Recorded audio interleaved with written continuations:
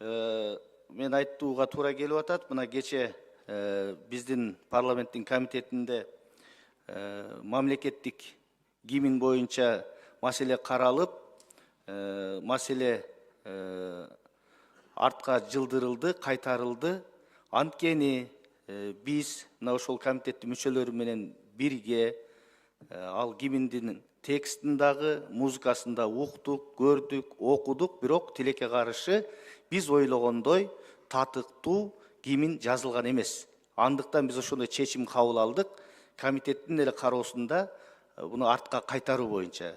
Биздин максат бүгүнкү күндө эптеп эле бүгүнкү ырдалып аткан гимнди өзгөртүү эмес. Биз келечекте кыргыз эли 7 жашар баладан 1 класстын окуучусунан 70-80деги карыяга чейин эркин гимнди бардыгы ырдаш керек жана текст да ошого ылайыктуу жазылыш керек деген максат.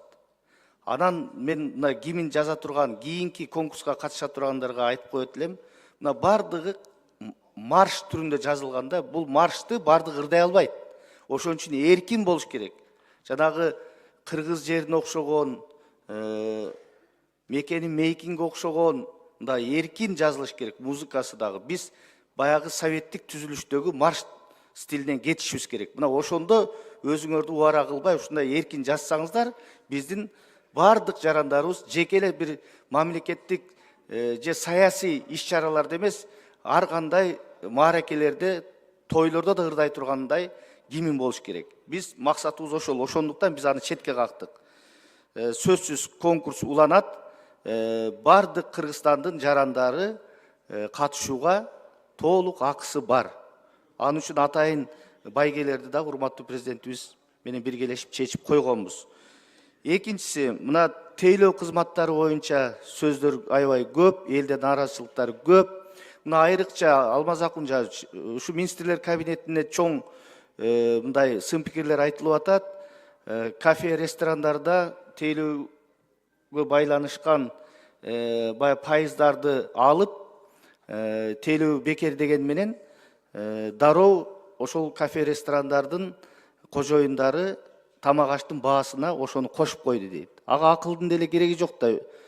10%, 15%ды кошуп койду, алар уттурган жок. А карапайым элдин чөнтөгүнө эч кандай бул таасир эткен жок. Ошон үчүн ушундай кадамдарды жасаарда мындай анализ кылып жасаш керек да, жөн эле жасап койбой. Мына ушул маселени да караш керек. Бизде бүгүнкү күндө такси кызматы болобу, чач тарач болобу, кафе, ресторандар болобу, бүт бардыгы дүйнөлүк чоң ири борборлордон да ашып кетти. Баалар аябай кымбат. Эл аябай нааразы буга. Министрлер кабинети татыктуу иш алып барбай жатат бул боюнча. Министрлер кабинетин биз мына атайын ушул февраль айына чакырып, ушул маселелер боюнча биз парламентте карап угушубуз керек. Элдин үнүн ушул жерде биз ачык талкуулашыбыз керек. Нааразычылыктар аябай көп бүгүнкү күндө. Үчүнчү маселе мына курулуш тармагы боюнча. Эң туура айтты. Мына Акыл Тогузбаевич маселени кабыргасынан коюп атат. Себеп дегенде биздин дарегибизге бир топ өлкөдөгү курулуш компанияларынын жетекчилери кайрылып атат. Мына аталган министрлик, курулуш архитектура министрлиги өзү каалагандай тарифтерди коюп алган.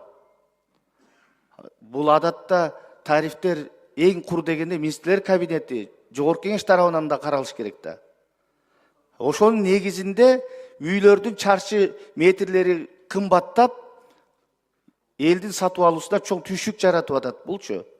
Ошон үчүн мындай нааразычылыктар боюнча дагы мына тийиштүү парламенттик комитет, курулуш архитектура боюнча, транспорт боюнча комитет Кубанычбек мырза эмки жумада сиздер комитеттин кароосуна ушул маселени алып чыккыла, талкуулап, андан кийин пленардык жыйында карайлы. Бул боюнча нааразычылыктар аябай көп.